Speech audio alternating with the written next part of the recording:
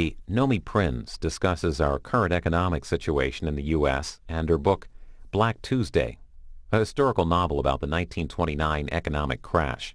This is about an hour, 20 minutes.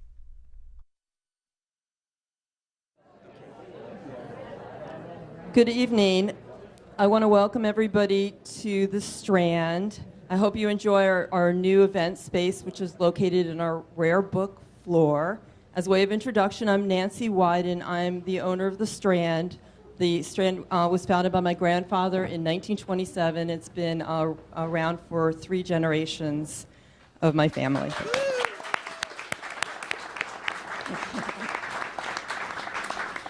So, contrary to the so-called experts who say the Kindles and the iPads and the next cool devices are going to wipe out bookstores, we believe that people do not want to just be sitting home at home tethered to their gadgets, even though I see Matt brought his device to the bookstore. But we're just planning to serve the book community for a long, long time.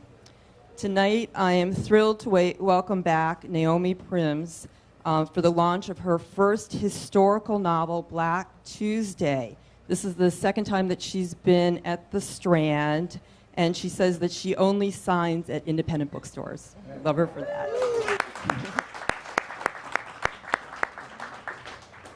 So with the mounting frustration with Wall Street and the recession, this novel and topic is extremely timely. So this, and special thank you to Demos, the nonpartisan multi-issue think tank, for co-sponsoring this event, and they're located here in New York City.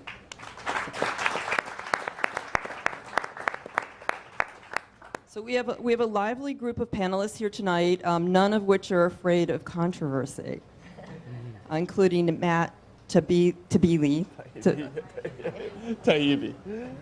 Okay.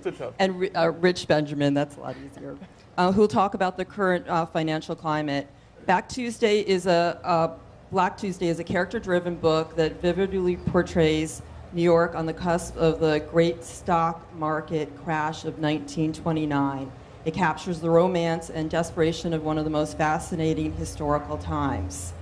Nomi Prins left a lucrative career at Goldman Sachs and Bear Stearns after a decade to pen 3 nonfiction whistleblower books, It Takes a Pillage, Other People's Money, and Jacked, exposing fraud and deception from Wall Street to Washington. Her first novel, The Trail, is a thriller set in the corrupt banking world, and it was written under a pseudonym. You'll have to tell us why. But she's a senior fellow at Demos and a frequent commentator for all kinds of media, PBS, Fox, MSNBC, CNBC, CNN, BBC, and other global media outlets. Matt is a contributing editor for Rolling Stone. He writes about politics and finance. In one article, he famously described Goldman Sachs as a great vampire squid wrapped about the face of humanity, relentlessly jamming its blood funnel into anything that smells like money.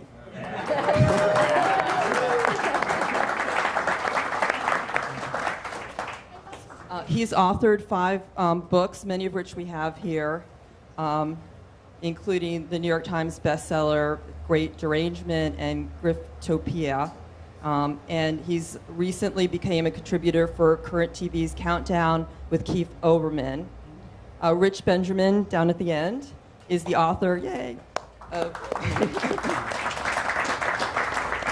Searching for Witopia, An Improbable Journey to the Heart of White America, which was the winner of 2009 Editor's Choice Award from Booklist and the American Library Association. Rich regularly appears all over the media, including on NPR, MSNBC, C-SPAN, New York Times, USA Today, and CNN.com. He's a contributing producer of short documentaries for Time.com in partnership with CNN, and he's a senior fellow at Demos. So for a little bit of tonight's format, we're going to have a conversation. Then we want to open up the mic to your questions. It's a really big crowd here, so if you don't mind just standing up, and I'll hand you and just waiting a second for me to hand you the mic so everybody can hear you. And then the authors are going to stick around and sign copies of their books. Also, a special thanks to C-SPAN for filming tonight. and for the work they do to inspire and educate us.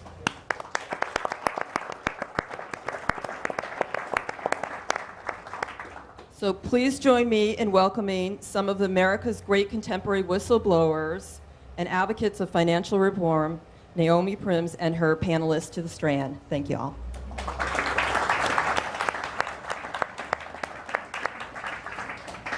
Hi, my name is Rich Benjamin. I'm a senior fellow at Demos. And first of all, I'd like to welcome you guys who make this event possible. And I want to thank Strand, such a beloved institution for we book lovers here in New York. And I want to thank Demos, which, as Nancy mentioned, is a multi-issue think tank which works for 3 overarching goals. The first of which is a more equitable, prosperous economy. The second of which is a democracy where more of us can participate. And the third of which is a public sector that works for the common good. Now, I want to offer a different angle in introducing our other panelists. I got this email in July from Nomi, and it said, "Hey, Rich, I've written a novel called Black Tuesday." Right here. And I'm thinking, word? Nomi wrote a book about African American Tuesday. She had to clarify. Black Tuesday, of course, referring to Dark Tuesday in the stock market crash of 1929. And immediately I could see the timeliness of this topic. Although Nomi could write a book called African American Tuesday. Now, for those of you who don't know, Nomi is such a dogged, incisive, elegant voice for progressive values. And I'm so honored to introduce her. What you may not know, and which was alluded to before, is Nomi was part of the 1% before she joined the 99%. Nomi was a Wall Streeter, and not only was she a Wall Streeter, she was a managing director at Goldman Sachs, which is such an achievement in itself in terms of her brilliance. But now she's based in LA, and she's writing full-time, and I want to briefly show you her novels because that really gives a wonderful trajectory of her thinking and her career. The first, Other People's Money, The Corporate Mugging of America. Secondly, Jacked, How Conservatives Are Picking Your Pocket, whether you voted for them or not. Third whistleblowing book, It Takes a Pillage, Behind the Bailouts, Bonuses, and Backroom Deals from Wall Street to Washington. By the way, Nomi's also the queen of titles, in case you hadn't noticed. So you can learn more about Nomi at www.nomiprins.com. And I just introduced her with a great deal of pride and a great deal of affection, and we miss her here on the right coast. So Nomi Prins. Thank you. Now, Matt Taibbi. You might figure, you know, Matt's a bit of an underachiever and a boring writer. Seriously, Matt is a regular contributor for Rolling Stone, and he has made such a name to really exposing the underbelly and the dark side of our financial institutions in this country. You read the beautiful quote that Matt had to say about Nomi's former employer, Goldman Sachs. And I'll briefly read from Matt's blog today. You can find Matt at his Rolling Stone blog when he's not on Countdown. Matt wrote today, quote, "What nobody is comfortable with is a movement in which virtually the entire spectrum of middle class and poor Americans is on the same page, railing against incestuous political and financial corruption on Wall Street and in Washington. The reality is that Occupy Wall Street and the millions of middle Americans who make up the Tea Party are natural allies and should be on the same page about most of the key issues, and that's a story our media won't want you to know or you to handle." I have a gripe to pick with Matt. As Nancy mentioned, I published a book called Searching for Whitopia in 2009, An Improbable Journey to the Heart of White America. In 2010, Matt released Griftopia. Bubble machines, vampire squids, and the long con that is breathtaking, that is breaking America. So please visit Matt and welcome Matt. And Matt, we're delighted to have you. Thank you. Sorry to steal the title. So let's just begin. Let's just jump right in. What we'll do is we'll have a conversation, and then we'll open it up to questions. And Nomi, let's hear about Black Tuesday. Well, thank you for that introduction. Thank you, Nancy, for that lovely introduction. Thank the Strand. Thank Demos. Thank the Lower East Side Tenement Museum, where I spent a lot of time and took a lot of tours doing some of the research for this book. Thank your grandfather for 2 years before the time that this book took place, starting this bookstore. Because a lot has happened, and it's wonderful to gather here tonight for that. Obviously, a lot going on in the world with respect to, and particularly in New York on Wall Street and so forth, that Rich is talking about, that Matt talks about with respect to what is an uprising amongst people who are just sick of the way things are economically and want it to actually be different, not to have talk about how it might be different, but to actually live differently. And we are, I'm sure, going to talk about that a lot tonight. But what I want to do first is take you back 82 years to a period in time that was both very different and very similar to today. And that was part of my inspiration for coming up with the story for this book, is that a lot of what I do, what Rich does, what Matt does, you know, we talk about numbers, we do talk about people, we talk about stats, but it's really in a novel that you can also look at the emotions behind that, the sort of the sheer humanity of struggling and of what you bear and what you think you don't want to deal with and what you ultimately come to achieve. And there's a lot of that in this book too. No one's a natural hero. Least of all the main character, Lila Khan. She comes to what she ultimately does in this book through a lot of internal struggle and a lot of different situations. I'm going to read 3 brief passages from the book to give you a sense of you know, what she went through, what things were like on both sides of the divide, the 1% and the 99%, but back then. And it wasn't too different. And go from there. So the first passage, Lila lives in this 5th floor walk-up on Orchard Street in an apartment that she shares with 4 other people. Her old aunt Rosa, her little sister Rachel, and her 2 cousins. And it's tiny and cramped, as you can imagine, back in the 20s, back in that day, back at that time. And she's having a conversation with her aunt about this idealism that she's seeing, the sort of activism that's kind of happening amongst the workers and the people she knows on that side, and how she really feels about it, which is not sure. Lila eyed her aunt's hollow cheekbones and defiant limbs, the silver streaks in the wiry raven hair that she wore braided down her back.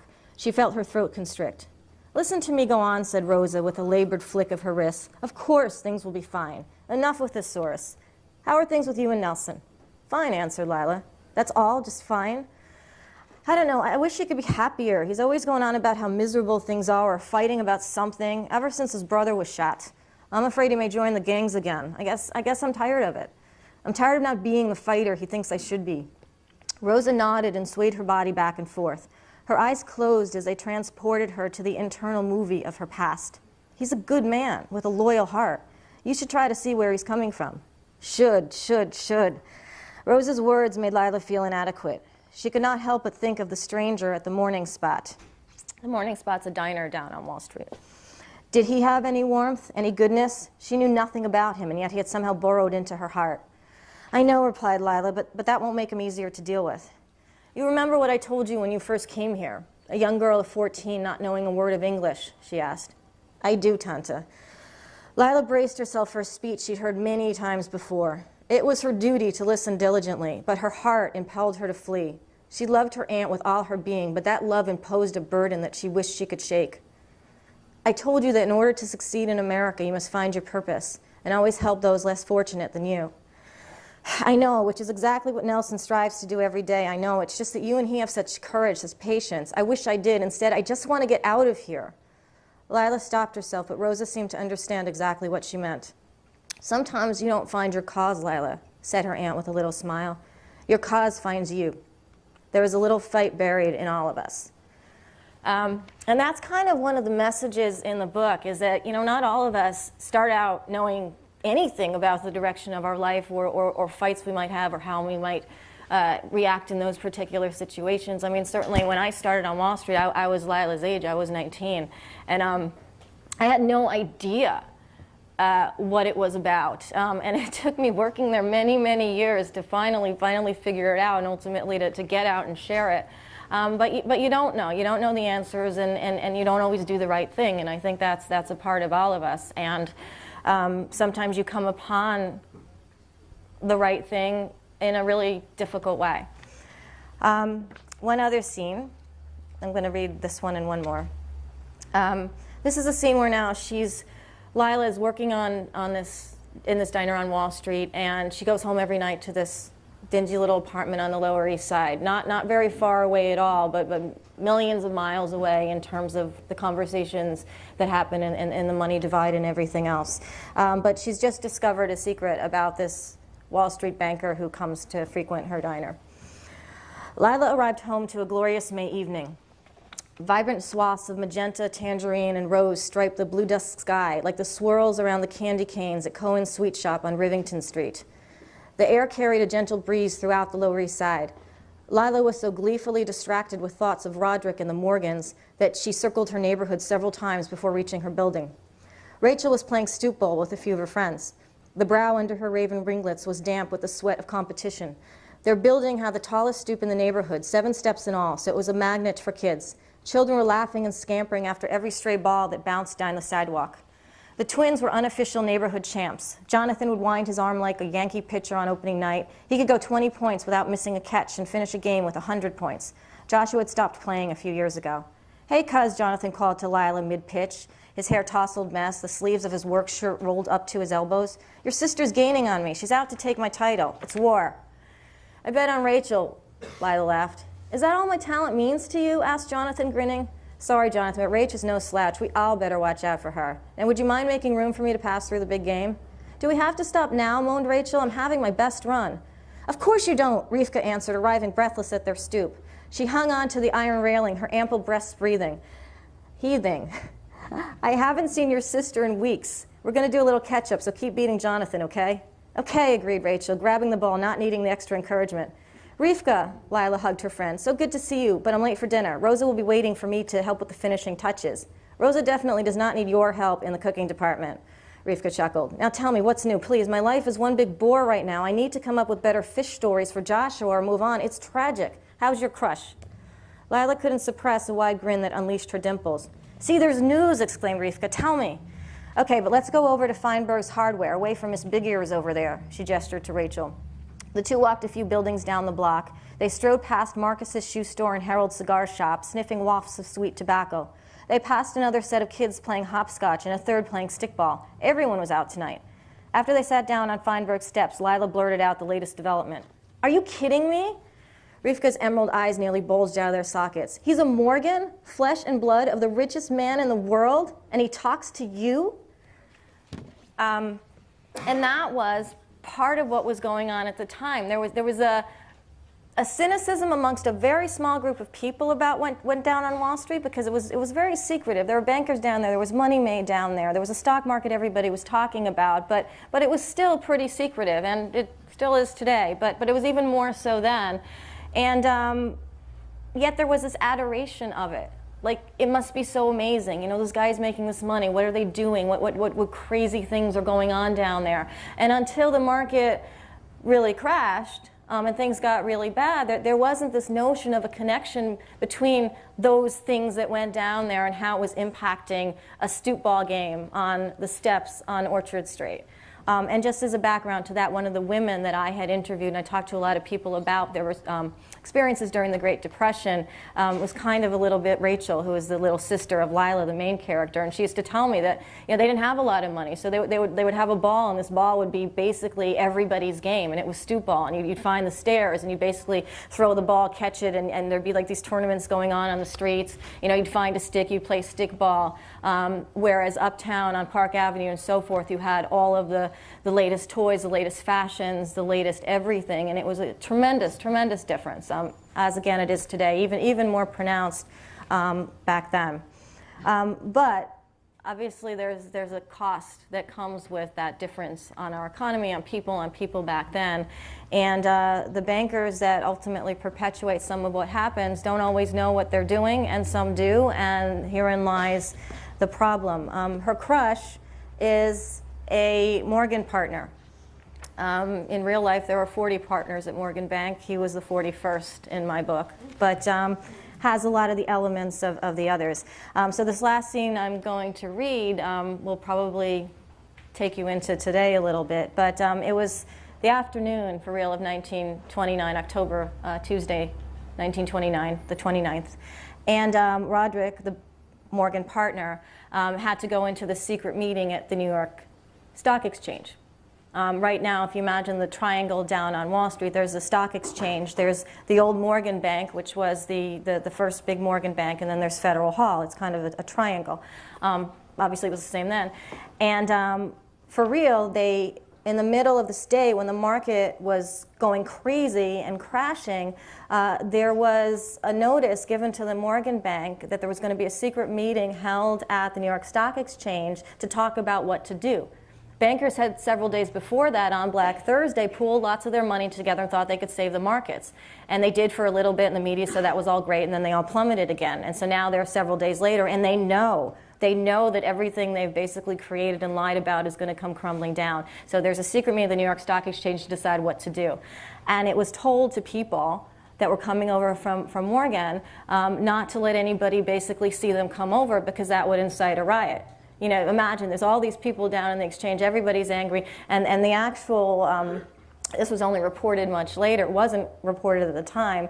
The meeting that was held was actually held in secret. They went up the back stairs of the exchange to avoid being caught. The exchange was the last place Roderick wanted to be. It was just like his uncle to stay away from the fray, always in the shadows. He grabbed his overcoat and hat and followed Lamont. From across the lower lobby of Morgan, Roderick saw a cluster of men before the bank's doors, yelling at the Morgan guards with fists clenching stock certificates. Lamont said, "Not that way, out the back." The two men exited the bank through the same steel doors that normally opened for truckloads of gold bars. Once outside, they had no choice but to barge through the crowds to reach the back door of the exchange across the narrow street. Fortunately, there were less people on this side of the exchange than raging directly in front of it, but the task was still far from simple. Just when they reached the back of the exchange, two guards told them to wait outside so that people wouldn't spot two Morgan partners entering. "They might just kill you," said an exchange guard. Roderick adjusted his hat to cover his eyes and waited by Lamont. He was looking down at his shoes when a man wearing a gray overcoat and matching bowler hat marched up to him and punched him in the stomach. Roderick doubled over.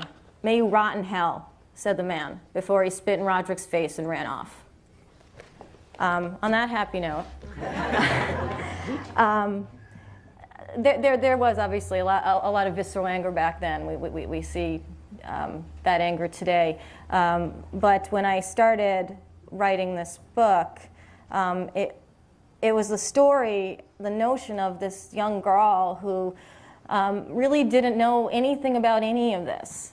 Not about bankers, not about Wall Street, not about fighting, not about labor activists. You know, she just wanted to grow up in this America, have the dream that everyone talked about when they immigrated here, and that was all. And she comes upon some discoveries that she can't ignore, even though she tries really hard to, and that's a lot of the conflict in the book, is that, you know, sometimes you ignore until you can't. And what do we do at that moment of our humanity or our situation, our personal lives, you know, an aggregate situation for the country or whatever to stand up, and what's our internal struggle in doing that? So she does go through a lot of that, and I think today there's a lot of that a lot now. I mean, there's a lot of anger. There's Matt's quote. There's all of the stuff that we know has been imposed upon the economy, on the conditions of this country, by virtue of criminal activity. By virtue of fraud, by virtue of inflating the value of things that shouldn't be inflated. And what we're seeing now is really no different. The details might be different, but the mechanisms, the people are all the same, really. They're just, you know, like Nancy's here instead of her grandfather. You know, it's like Jamie Dimon is here instead of Jack Morgan, but in a worse way. And I think that's also the impetus for learning from our past and hoping that maybe we can bring the good parts of what happened in that past forward, because not all of the bankers at this time got what they should have gotten. None of them were actually arrested. None of them were actually tried for securities fraud or anything like that at the time. But sounds familiar. Which is very familiar, which I know Matt will talk about. But we did have a situation where there was an understanding that the country had to be protected. And that in the midst of the Great Depression that followed the stock market crash in 1929, the foundation of the country, the core of the financial system had to be protected vis-a-vis the population. And that was part of the reason why they split up the banks ultimately in 1933. It was the idea that you can't be doing fraudulent things and then crash the whole economy, however it is that happens, and either A, get away with it, or B, get to continue doing it with our help, i.e. the government's help. And so back then, they had that distinction. They had the Glass-Steagall Act passed, which divided banks and basically slapped back not all their speculative activities, but at least gave the population protections that we don't have now, which is a sad lack of historical understanding in today's world. But all of that aside, going through it at the time, and if you can imagine going back and seeing kind of a simpler world as a person just coming here and figuring it out with their heart, with their head, struggling between family, struggling between the wealthy and the poor and everything else, you get a sense for how we are really not that different from how we were 82 years ago. So that. I just want to say one thing about Matt, in addition, before he starts responding. No, it's okay. When he wrote the piece about the vampire squid, which was my old firm, I had so many calls about him. And we didn't actually know each other at the time. It was sort of like, who is this? I knew his work, but I didn't know him. We hadn't had a personal conversation. And I think I had so many calls about that piece and about this guy that I reached out. And I'm just glad to say we have become friends. And I deeply admire this man's work, and I'm sure you guys all do too. So. Well, that was great. I have a lot to say about Nomi, but just a couple of really quick things before I start. First of all, Rich, I'm really sorry for stealing your title. I didn't, I saw it. I thought that sounds catchy. I'll take that. The second thing, before we go on, I just want to say how cool it is for me personally to be able to appear at the Strand. I've been buying books from those bins outside since I was like this tall, and like literally half the books on my bookshelves come from the store in one form or another, either this one or the one that used to be downtown. So my wife and I used to go there every weekend and come out with stacks this big. So this is a big honor for me, and I'm very happy to be here. I'm glad you all came out tonight. This is great for me to be able to come out and talk about Nomi and Nomi's book, just to explain a little bit about where I'm coming from with regard to Nomi and what I think she meant to this period to a lot of journalists like me. I just want to tell my story about how I came to know her. I think my story was kind of typical for a lot of political journalists up until 2008. Most people who cover politics in national American politics really didn't know anything about economics at all. Our whole modus operandi for covering politics was, covering the economy, was to look at the stock market and inflation and maybe unemployment figures, and that was it. If the stock market was up, we would say the economy was good, and if inflation was low, the economy was good, and that was really about it. Most people didn't understand anything else. I can tell you that with 100% certainty that the people on the campaign trail who cover politics for a living know absolutely nothing about economics. And one of the sort of precipitating incidents for me, is there something we can do about that? Feedback? No? Okay. Does everyone remember the whole drill baby drill speech that McCain did in the summer of 2008? Well, I was covering McCain. I was on the campaign plane, and I remember we were in Kenner, Louisiana. He was sort of unveiling a new version of that speech, and after, and of course, what McCain was talking about was the surge in gas prices that summer. Everyone remember gas prices went through the roof, and he was basically saying, oh, if we just drilled in the Gulf of Mexico, then those, somehow that would magically make gas prices go down. So he gives this speech, and all the reporters are filing back into our little, private prison, which is the campaign plane, and one of the TV reporters is like, oh, McCain, what a jerk, as if drilling in the Gulf of Mexico has anything to do with why gas prices are going up. And I kind of turned to him and I kind of raised my hand and I said, does anybody here actually know why gas prices are going up?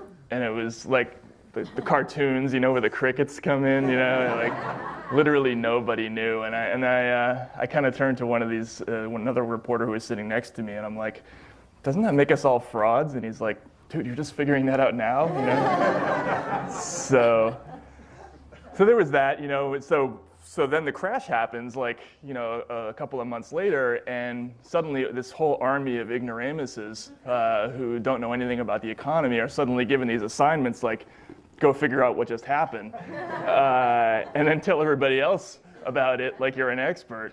And so I was one of those people who was given this daunting assignment of explaining all of these labyrinthine, machinations that led to the financial crisis of 2008. And I was one of these people who didn't even know how to balance a checkbook. So I'm starting from square one. And I remember I started making a whole bunch of calls to people in the industry. And I remember the first time somebody explained credit default swaps to me.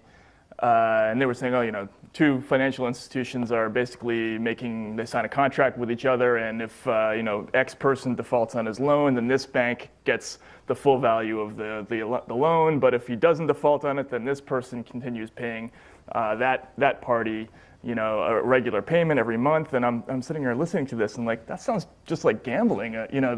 Is that economics? And these guys on Wall Street who I were calling, they were saying, no, you don't understand. It's very sophisticated. It's not just gambling. It's a mechanism for lessening risk. And they had all this verbiage that they were cloaking all of this in, but it sounded really fishy to me. And then then they got into collateralized debt obligations. And the more people explained this to me, I was talking to them and I was saying, so let me get this straight. So you take a whole bunch of subprime loans that are basically worthless or junk rated, they're extremely risky, and then you somehow sprinkle a bunch of magic dust on them and they turn into AAA rated loans that you can sell to pension funds and Dutch trade unions and other victims all around the globe. And they're like, yeah, and then I'm like, well, that sounds just like the guys on the street who sell Prada bags and Gucci watches. They're not really, how is that any different from just crime?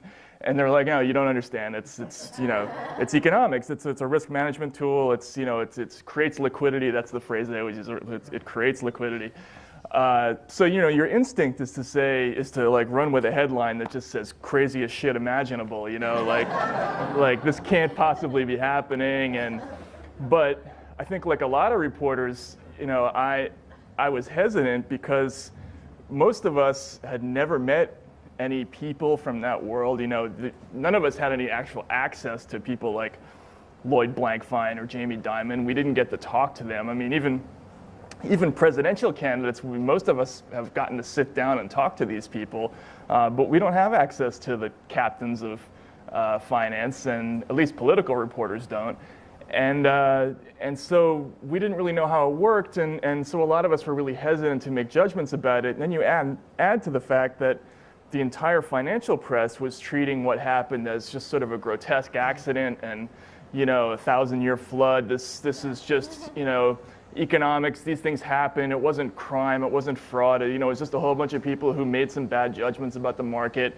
And these are seemingly smart people on television, and there's a whole army of people on CNBC who are acting like this isn't crazy and that it isn't crime. And so you hesitate because you don't have that personal experience. And so what was really needed was for somebody from that world to come forward and explain to us, yes, this was nuts. It's exactly as crazy as it seems like. And moreover, let me tell you a little bit about what these people are like, so you can understand the motivations in the background. And that's really what I think Nomi's role has been in this entire fiasco. She was one of the first sort of first-person witnesses to history to come forward and to confirm the superficial conclusions that all these outsiders were drawing, but we couldn't know for sure unless we had somebody who was actually on the inside explaining a lot of this to us. And I had it was shortly after I think my Goldman piece came out. I forget who called who first, but we ended up meeting in New York in a Jewish deli in the Diamond District. Which doesn't exist now. Yeah, they closed it. The Dairy Luncheon. Does anyone know that place? And we sat, and Nomi basically, she ran through the history of her experiences at, particularly at Bear Stearns and Goldman, and she told me a lot about what, her career had been like and what her apprehensions were and why she ended up leaving. And for me, it was, as a reporter, it was invaluable because, not just confirming intellectually what all these instruments were and how they worked and why they blew up, but it was also what the rooms looked like where these deals went down, what the attitude was of the people who were doing these deals. From on the outside, one comes to the conclusion that these people must have been looking at numbers. There must have been internal objections, people in the risk management departments coming forward and saying, dude, we can't do this, it's going to blow up the company.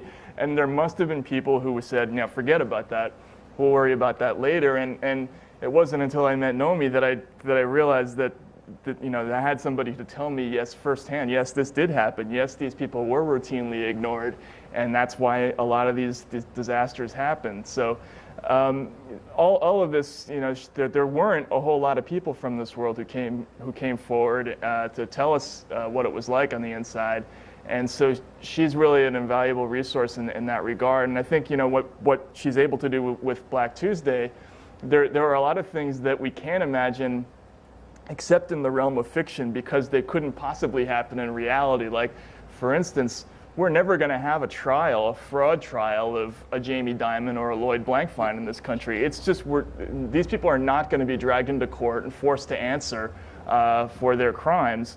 And make no mistake about it, this is another key point that Nomi, her experience brings out and she bears out in the book. There were a lot of people who were trying to say that what happened in the crash was the work of a few bad apples here on the side and underlings, that the guys up at the top couldn't possibly have been aware that they were selling, mismarked instruments knowingly and unloading them on customers. That is complete crap. None of this could have happened without the full and total participation of the guys at the very top of these companies, and she makes that plain. But her novel comes to a crescendo at the end, and there's a trial scene where a character, the Jack Morgan character, who's sort of like titan of industry, is actually dragged into court for fraud and forced to come face to face with the people who bought these these dicey investment trusts, which are very similar to the CDOs of our modern time, although they were a little bit more primitive.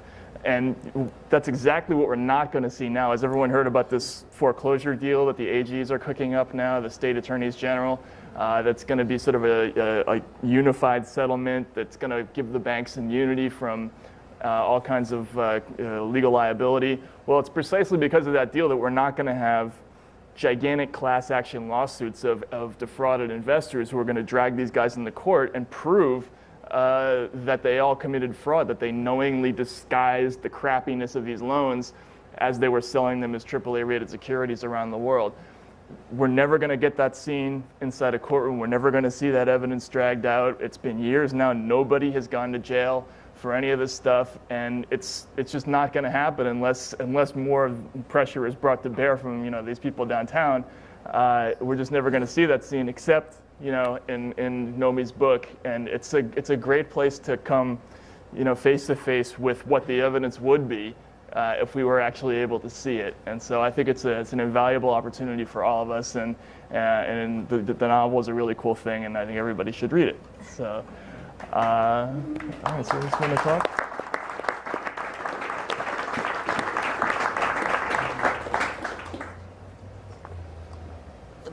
ask you both a question. Sure. Let's say after Freud, novels have become about psychology. So I want to ask you guys about the psychology of Wall Street, because when you go to Occupy Wall Street, a lot of people are frustrated and pissed off at what has went down in the last 7 to 8 years.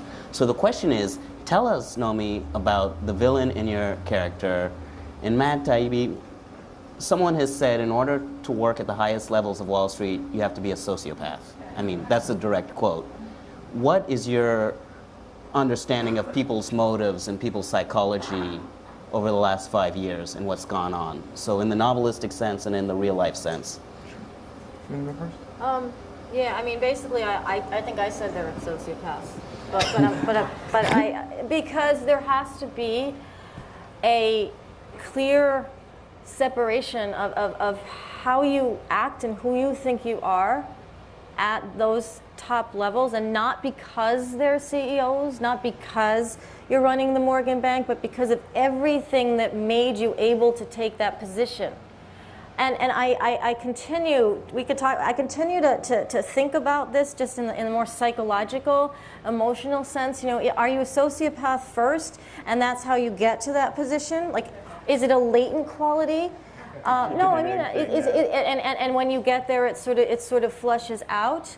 Or when you get the power, is that sort of like water on a plant, and I don't know, or is it something that it's a latent human thing or inhuman thing? But one of the things that struck me in looking at the history of the Morgan Bank and Jack Morgan, who's J.P. Morgan's son, is that when he was actually called to trial in 1933, and this is for real, in Washington at the Pecora Commission trials that looked into all of what Wall Street had done up until the 29 crash, he was like really steely and really calm, and the way the media portrayed it at the time, he's so cool and he's so calm and he's so, and there was a little circus mini girl or something that stepped on his lap, and he was so nice to her, and the way, like, after all of what happened, there was this turning around of the media almost embracing the same people. They were also running headlines about, sensationally,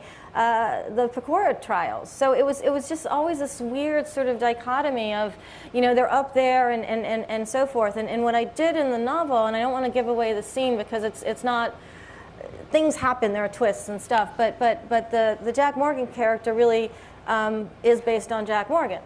The Morgan Bank really is Morgan Bank, and there's a lot of elements, I think, of crime. Forget calling it securities, or forget labeling it as anything complicated. Lying about something for profit, that is very simple to achieve. It's as simple as a signature on a document. It's as simple as 2 separate documents that say different things. It doesn't have to be a complicated CDO, credit link, derivative times a million. Like, it doesn't need to be that. The mechanism for pulling one over on anyone who buys this stuff requires that same sense of separatism from the people that are buying it. And to me, that's a sociopathic quality. Now in here, and again, not giving away the plot, but there are other elements that flesh out the sociopathic quality of the villain, which you can read. But I think that the elements of one kind of crime versus another kind of crime are pretty much the same. Yeah, I totally agree. I mean, first, I think one of the first ways you have to answer that question is to identify what happened. Like, what's a typical crime that went on during this period, this recent period? Is take a banker is going to sell $250 million of mortgage-backed securities to, let's say, the State Pension Fund of Minnesota. So let's all be clear about what this is. Some guy who knows he's selling a gigantic load of extremely risky subprime mortgages that are likely to blow up. He's selling a whole bunch of crap to a state pension fund. So that's the retirement savings of working class people, janitors, teachers, policemen, firemen. This guy is going to basically steal from old ladies and old people. That's what he's doing when he's selling this big block of mortgage-backed securities to a state pension fund or to CalPERS or whatever. And in order to do that, I mean, you're going to make an enormous amount of money, and you're never going to see those people. And all you got to do is sign a few documents and hit a few strokes on your computer, and you're emotionally, I think, right? I mean, these guys are completely dissociated from the results of their activities. And I think a lot of them, they came to genuinely believe in the righteousness of what they were doing. They believed that somehow this was the survival of the fittest, that somehow all this trading, this capitalist activity was weeding out the weak, and it was going to create liquidity and somehow ultimately help the economy in the end. But the reality is what they were doing is just stealing from old people and the weak. And there's no way to do that unless you completely cut off your conscience and morality. I mean, I think it gets back to that famous experiment where people are told to turn the dial and that they're going to hear the screams in the other room, and they what the results show is that people tend to do that as long as an authority figure tells them that it's okay. And I think that's what went on in this community. There was a mantra that kind of existed generally that this stuff was all right, and it was so the way you made money. Right, It wasn't right. just all right. It was your job. Right. You had to, right? So. So we'd love to hear from you guys, so we're going to circulate a mic, and if you could just ask a concise question, and please speak into the mic because you're being recorded. Thank you.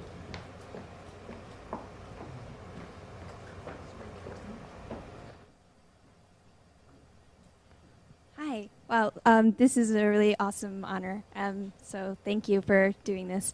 My question is, speaking about training for which you get into these jobs, what part of the problem is, rooted in the fact that academic economics is sort of has this inherent problem in which professors or people write papers, but they don't have to disclose who funded the papers. So they could write like documents about, currency exchanging is so much, this is great invention, but they don't have to actually disclose that Forex, the currency trader, is the one that sponsored the paper. And how, if that's the case, do we turn that back? How can we force academia to disclose information if they're getting funded by certain financial institutions when they write papers? I think your question is part of the bigger issue of the transparency notion of what happens on Wall Street, and whether it's the papers that people write about it, or the articles, or whatever, and what actually goes on. And there's still a lot of sort of cloak and dagger as to what goes on actually every day, and a lot of the documentation that does comes out is very difficult to sort of process and doesn't necessarily have all the information that you need. And therefore, if you're in academia and you decide, my bigger problem actually with academia or certain academic papers is that those people don't necessarily live through the things they're talking about. So they'll be talking about currency swaps or credit derivatives, and they've never structured one. I don't believe, he mentioned, I don't believe anyone in Washington knows what a swap is, and you don't have to in day-to-day life, and that's part of what Lila discovers in the book. You don't need to know a lot, but if you're making decisions and you're enabling conditions that allow whatever it is you don't understand to devastate the economy, then it's your responsibility to get out a spreadsheet and just look at some numbers.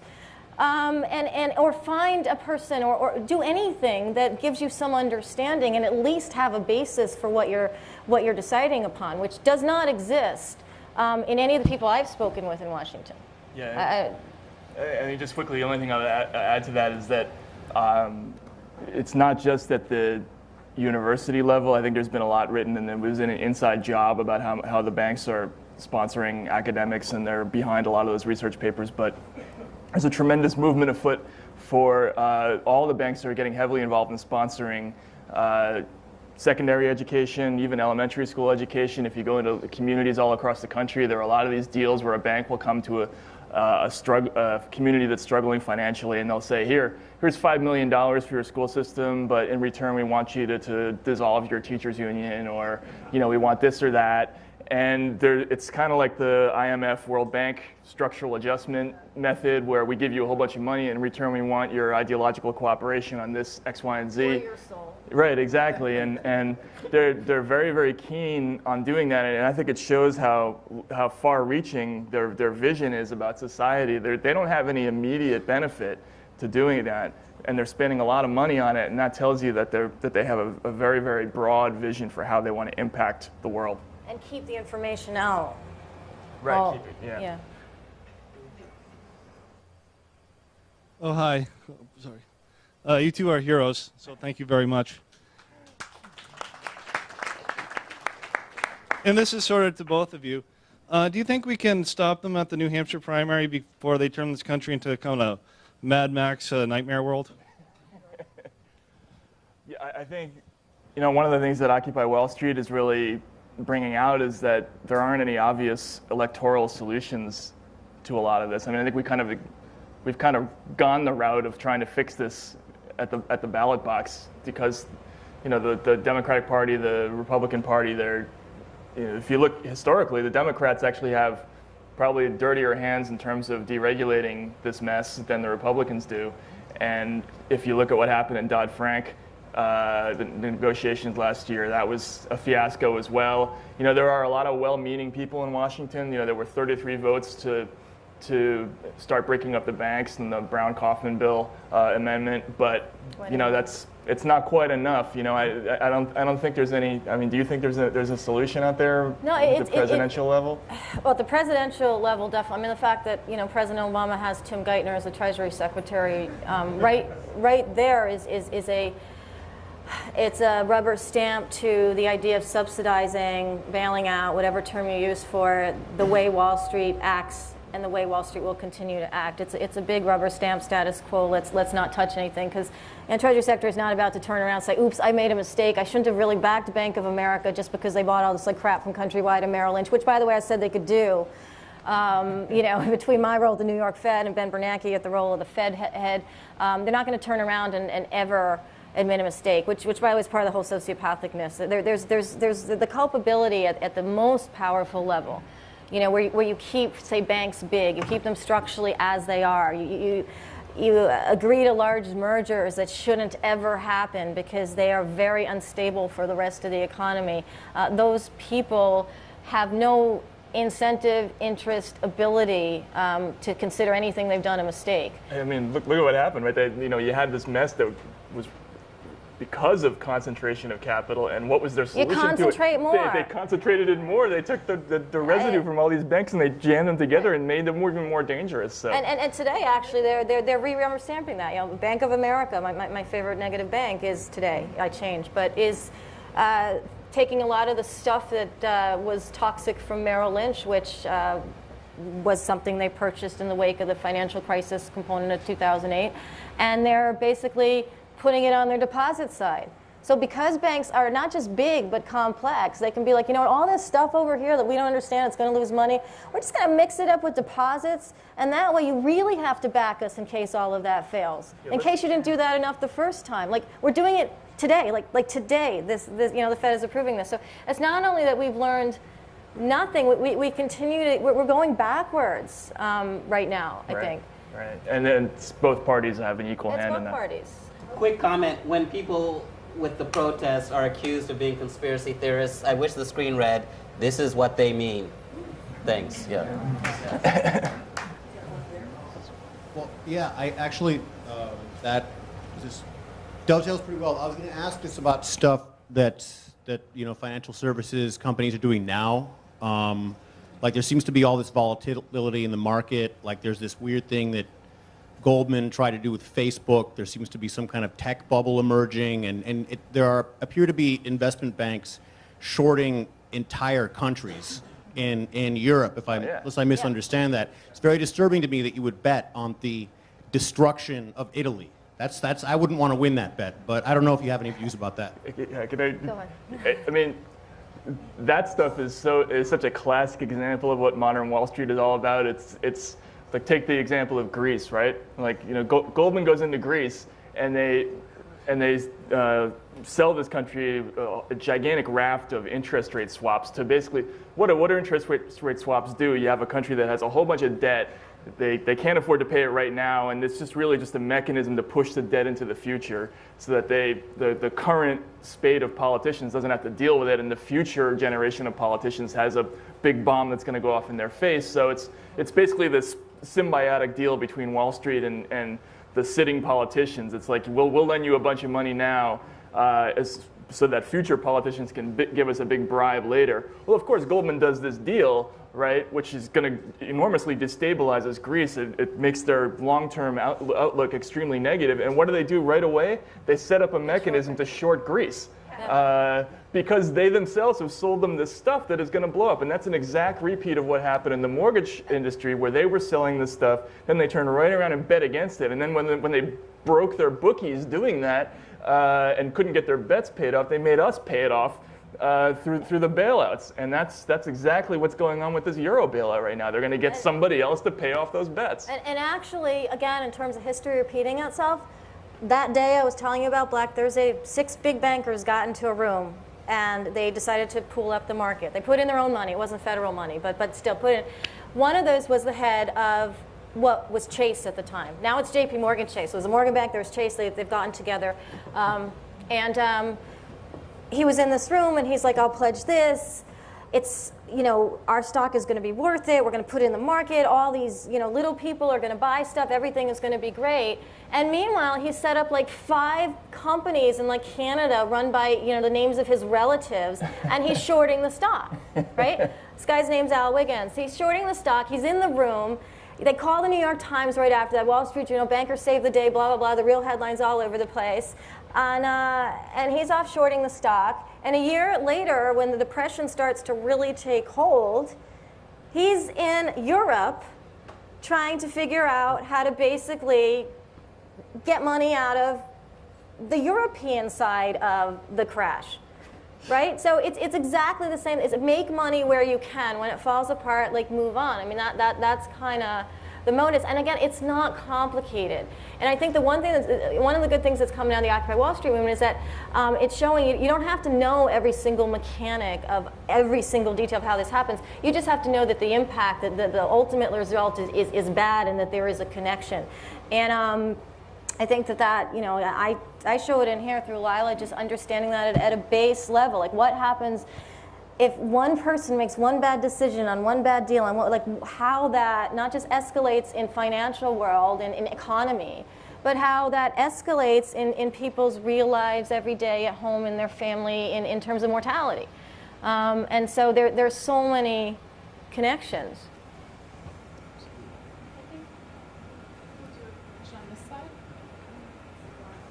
This is an Oh, okay. Thank you, Matt, for letting everybody know about how Goldman propped up Greece, then only to short it. Really accurate portrayal. Nomi, Milton Friedman said that the Federal Reserve caused the Great Depression, and if you go along with that line of reasoning, that the Federal Reserve constricted or didn't allow for the monetary supplies to increase. If you look at this current crisis, would you say that the Federal Reserve bears responsibility as well because of how they enabled the banks to go ahead and have such an easy supply of money to lend out that would allow for the mortgage industry? Government bears its responsibility for creating the regulations, but what burden would you put on the Federal Reserve for that? And would you propose the abolishing of the Federal Reserve? And if you would, what would you put in its place? Okay, this could be a topic for, it's an excellent question, so I'm just going to give a very short answer, though we could honestly talk about this a lot, and it's a really good question. The Federal Reserve and Wall Street are symbiotic, right? There is, printing money, making the currency cheap, giving out cheap loans is what has pumped a lot of the toxic asset market. It's what's pumped a lot of speculation. It's what's allowed banks to survive when they shouldn't be solvent. On the other hand, it's banks that are using that money to speculate and leverage and do all these other things. So it's almost like the nature in which the Fed has enabled Wall Street to do what Wall Street does in its current form is the danger. So it is totally a symbiotic danger.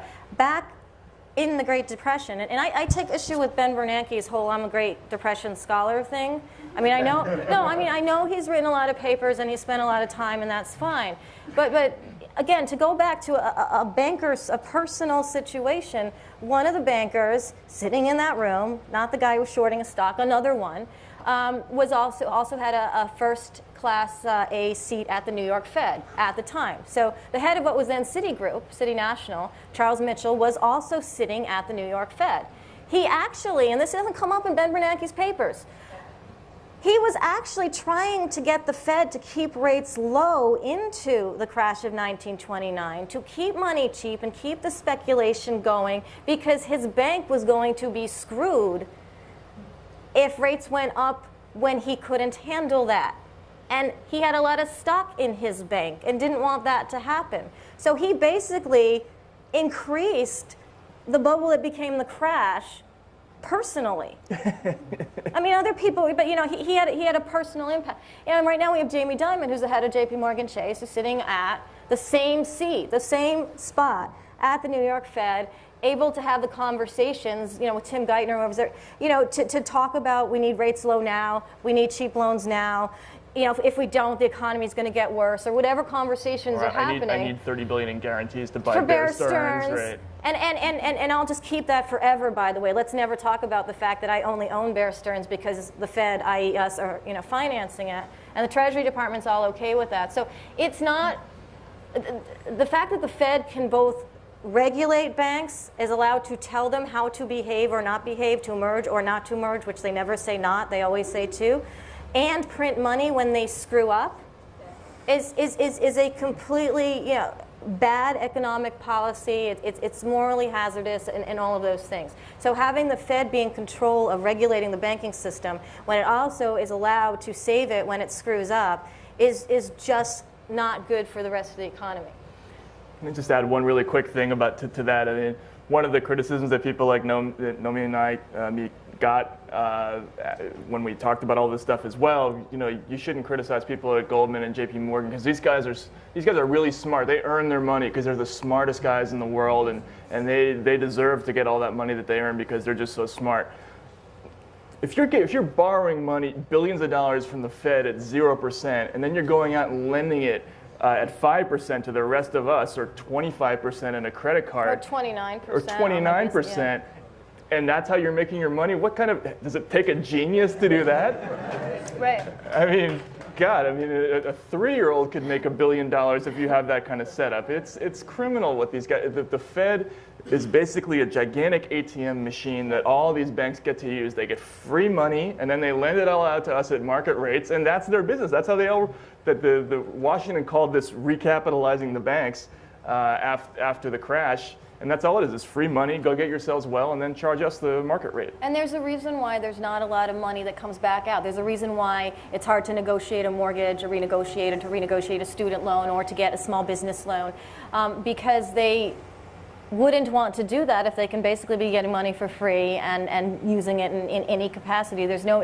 attachment. There's no obligation. There's no economic obligation to actually spread it around. And there wasn't back then. Except then the issue was there were more farmers than other kinds of businessmen, and there was a lot of conversation, which doesn't happen in Ben Bernanke's papers, about how they were trying to suppress loans to the farmers, which ultimately also helped create the Great Depression. And now it's, you know, it's not farmers. It's kind of everybody. And farmers also, but it's the same mechanism. It's the we keep it low, we restrain when we have problems, we get bailed out when we have problems, and whatever happens on the outside, it's an accident of nature. It's the economy, it's the cycle, it's the way things are. Yeah. I have a question. I know what it's like for a typical day to work in a bookstore. What's it like to work for Demos, for a think tank? How's it structured? Okay. Now, Nomi works for Demos too. She's a senior fellow. My typical day is I have a series of long-term projects I'm working that are related on culture and politics, and I work on those. But I also follow what's going on a daily basis, whether it be Occupy Wall Street, whether it be election issues, and I'll write and comment and research on those. So there's no typical day per se, but that's what I typically do. It's also very much, I mean, what you do is, it's also very much about what's happening right now and how these policies, whether they're on democracy, whether they're economic policies, are impacting people right now. And rather than just saying they are, actually coming up with, good solid information that people can use when they talk about the issues.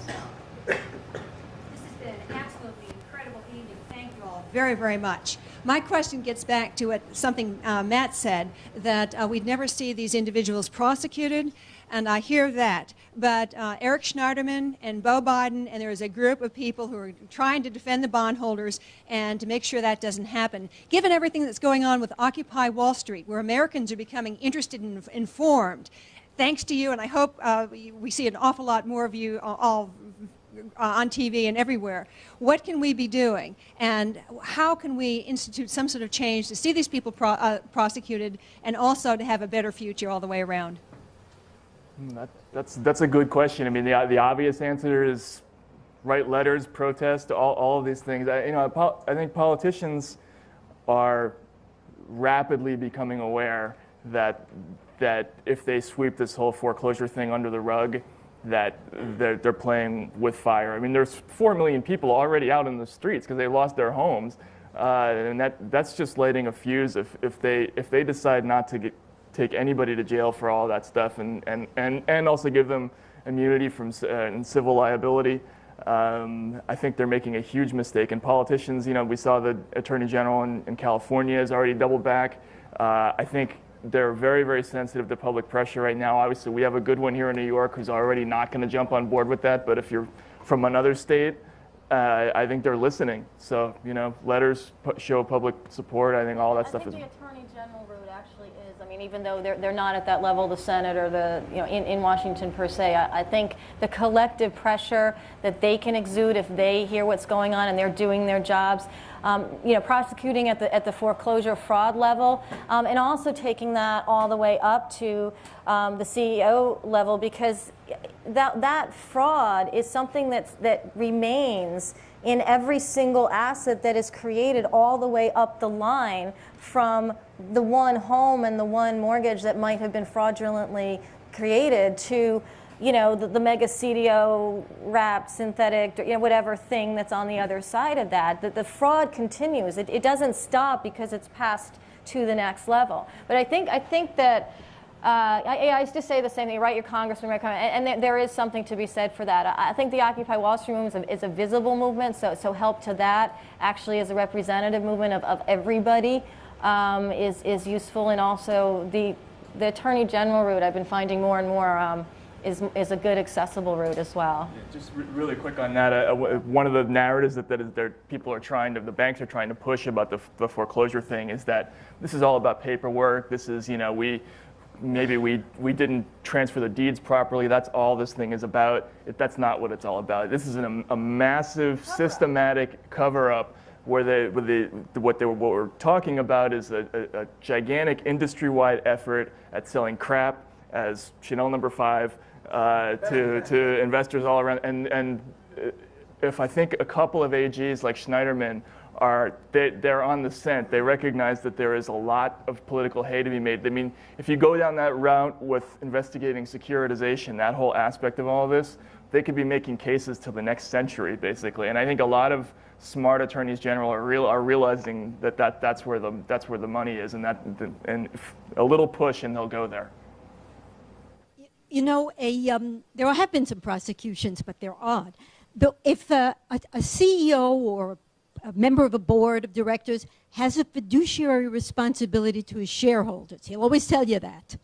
So if I were a shareholder and my CEO, when he was about to sell this junk, said, "Oh, but it'll hurt that little old lady in the pension fund in Minneapolis," I could sue him. I could sue him because he has to put my fiduciary responsibility first. And if the guy is decent, as I'm talking to the kind of people who are decent, what they'll say is, make it against the law. Then I won't have to do it. In other words, stop me before I kill again. So there have been some suits, but think back to Enron. The suits were not Enron for raising the price of electricity in California to the point that it broke the state and ruined the educational system, but only when you kept secrets from other shareholders, when you tried to pass it off on the shareholders. So it was only on behalf of shareholders that suits have been brought. I mean, that's really a shameful system. These guys will tell you, I'm not even allowed to think about the common good. Yeah, but I would I'm not trying to justify them. We just have to control them. I would quibble with that only in the sense that what these guys were doing was criminal. It was fraud. It was against the law, and by doing it was against the law. I mean, if you're taking a gigantic batch of subprime mortgages from Countrywide, which you know is a criminal organization that is giving out fraudulent loans. You know this. You have information that you are not moving along. So you also know that. Right. So you know that, and then you're knowingly unloading them on people and not disclosing those facts. You're committing a crime, and that's incurring a much bigger liability than potential liability than missing out on the profits by not selling that thing. So I would argue that they created a much bigger problem for their shareholders by doing this than they would have by not doing it. And under securities fraud laws, a lot of this stuff could be prosecuted. The whole reason the SEC was created was to investigate was to basically keep the kinds of trusts and the kinds of weird things where we were selling Chanel or calling it Chanel and selling whatever else was inside it. That was basically the SEC's job, was to protect the public from public fraud, from the securities that were created by these institutions that impact the public being fraudulent. So it's a really, I don't get to prosecute this stuff, but I mean it's much less complicated than they make it out to be. What about SOC? It's the same thing. Yes. Well, someone kind of asked a related question about solutions, and your answer kind of scares me a little bit because a lot of what your books are about is how these solutions aren't working, right? So these solutions don't get adopted. Right, like presidential. We think they could work, I think there's some basic solutions. The question: do you protect the economy, the general population? Do you protect the banking institutions? My question more is though, doesn't there need to be a shift in the way we view these things though? Because I think a lot of the problem is, like Matt mentions in his book, that this isn't seen as criminality by everybody. And so what can we do to kind of change the mind state of our country where we actually see this as outright criminality? Because I feel like, I feel like that's a lot of the problem. And that's probably on the media more than anything, right? I mean, I think... Yeah, I don't think a lot of the media said that they've committed securities fraud. Securities fraud is illegal. They've committed illegal acts. They should be prosecuted and penalized.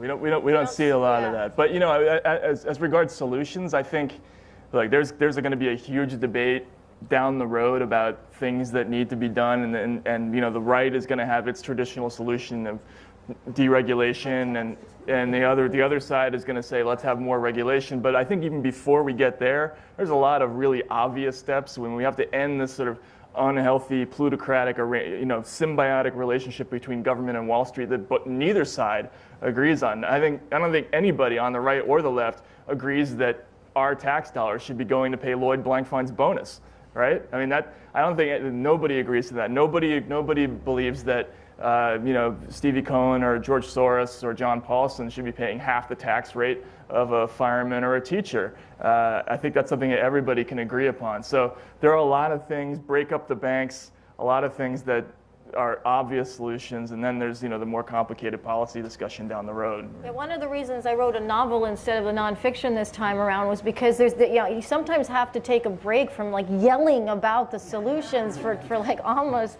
I don't know however many years I've been doing this. It was sort of like let me go into at least another time, another period, look at this a different way, touch a human side of it, because the solutions aren't that difficult either. It's the will to get there.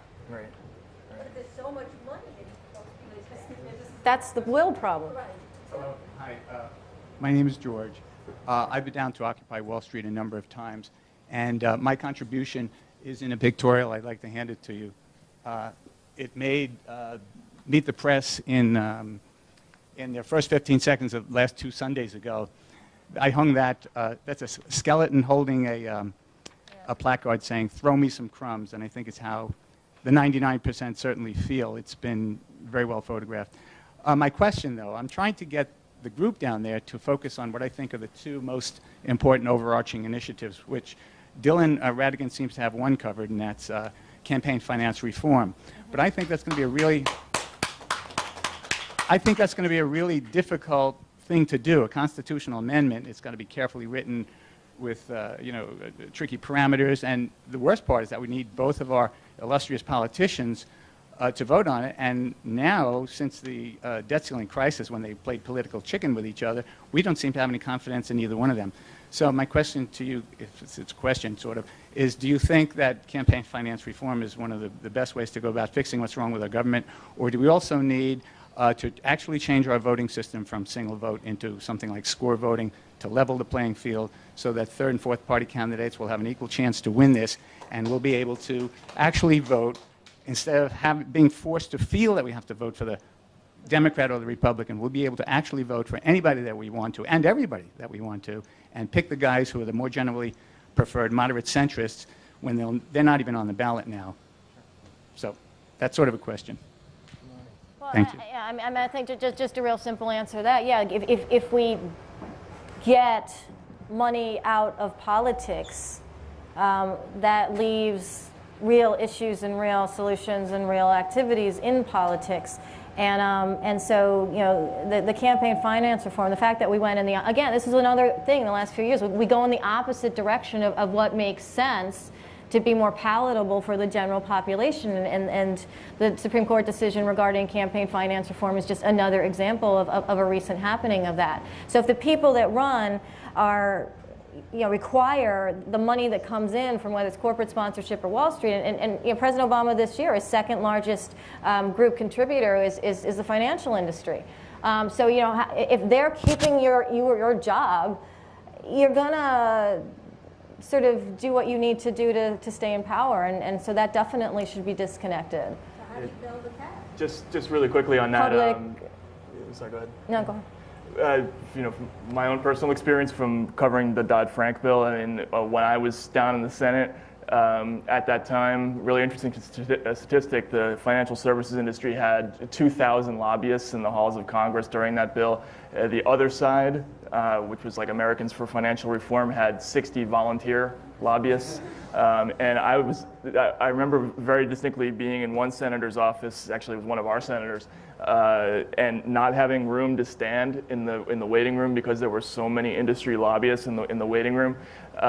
So the problem of money in this whole, look, there was a lot of reforms that got passed in the Dodd-Frank bill despite this avalanche of money that got thrown at all of these members of Congress, which just shows you how, it was what they were asking for was so wrong, and the other side was so appealing to whatever was left of the conscience of these congressional members, that they actually did do a few things despite the fact that all the money was on one side and none of it was on the other side. So I think if you can get at least even half the money out, you'll start to see a lot of movement. And I think that's. Question here. Just let me add something, please. No follow-up. Hang on. Can I just add something? Okay, excuse me. Okay. If you want to learn about score voting, that's quick. Okay. Hi. Just by the way, Matt, to your point about the Greek swap deal, the Goldman partner who arranged that is now the head of the Public Debt Management Agency for Greece, the socialist government, by the way. Great. Beautiful. Yeah. Nomi, do you really think the Dodd-Frank deconcentrates financial power, or doesn't it reconcentrate it by making it further concentrated by raising the transaction costs to a point where, and complexity to a point where only the largest institutions can navigate through it? Well, I think even more than that, the Dodd-Frank bill does nothing to change the current complexity or size. It does not split up banks. It does not reduce their ability to create complex assets and call them gold when they are not. I don't find the Dodd-Frank bill does very much of anything that will be meaningful at all. So, I think one one member of Congress that I talked to had a great way of describing what happened with Dodd-Frank bills. Everyone here read Old Man in the Sea? So the guy, fisherman goes out, he catches this huge fish, and he's all stoked about it, and then he starts going back to shore, and by the time he gets back to shore, there's like a skeleton left behind the boat. That's exactly what happened at Dodd-Frank. There were all these great ideas that came out in the beginning, and by the time all the lobbyists got done with that bill, there was literally nothing left. It all got eaten away in those last-minute discussions behind the scenes, and that was a sort of a classic example of how the public doesn't really see how the real work gets done. All those public things we saw on C-SPAN and the arguments on the floor of the House, that really, it just disappeared in the middle of the night in those committee discussions, which was really, really sad. Though we did have a point in time where they did pass. So, I mean, they didn't now, which is, again, very sad for now. But when they did pass in 1933, they did create a somewhat more stable banking system / economic environment. And so, again, those solutions exist. The problem is getting them to happen. I think we're going to move on to the next portion. Before that, we have one more other thing to talk about. Thank you to the Tenement Museum. We're kind of, Strand Bookstore is kind of going Oprah Winfrey, but one person under their seat has a 2-person membership for the Tenement Museum for 1 year. And Nomi's done research for the Tenement. Does it get the win? So thank you so much, Rich, Nomi, and Matt, for such a spirited, and you guys for great questions, spirited discussion. You're watching Book TV on C-SPAN 2.